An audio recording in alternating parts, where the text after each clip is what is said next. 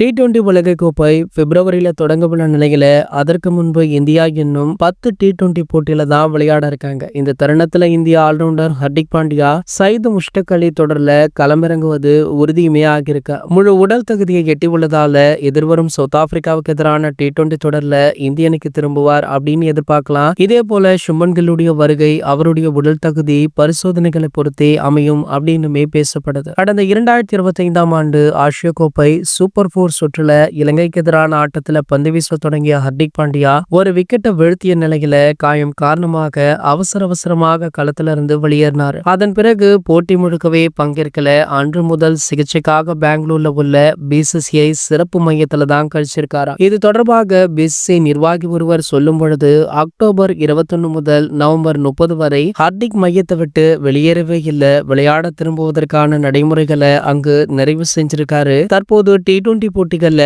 Bad செய்யவும் பந்து வீசவுமே அவருக்கு முழு அனுமதி வழங்கப்பட்டிருக்கு. அவர் ஏற்கனவே பஞ்சாப் போட்டிக்கு பரோடா அணியுடன் இணைஞ்சிருக்காராம். டிசம்பர் 4 அன்று குஜராத்திற்கு எதிராகவும் இந்திய அணி நிர்வாகம் முன்னதாக தேர்வு செய்யாத பட்சத்துல டிசம்பர் 6 அன்று ஹரியானாவிற்கு எதிராகவும் விளையாட அவர் பிளான் போட்டிருக்கார் அப்படின்னு BCCI அதிகாரி அவர்கள் சொல்லியிருக்காரு.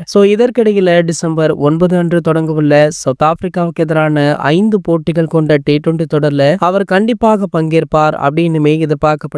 மேலும் பாத்தீங்கன்னா சயித் முஷ்டக் அலி டிராபில ஹர்திக் பாண்டியா விளையாடுவதால ரெட் பால் கிரிக்கெட்டுக்கு மீண்டுமே அவர் இந்திய அணிக்கு திரும்புவாரா அப்படின்னு எதிர்பார்க்கப்படுது. அதன்படி பாத்தீங்கன்னா அடுத்தடுத்து டெஸ்ட் போட்டிகள்ல கலந்து கொள்வேன் அப்படின்ற மாதிரி தான் ஹர்திக் பாண்டியா பேசியிருக்காரு. ஆகையால பாத்தீங்கன்னா தற்போது இந்திய ரசிகர்களுக்கு ஒரு உற்சாகமான தகவல் வெளியாகி இருக்கு. இது போன்ற செய்திகளை பற்றி நீங்க உடனே தெரிஞ்சுக்க நம்மளுடைய சேனலை மறக்காம சப்ஸ்கிரைப் பண்ணிக்கோங்க.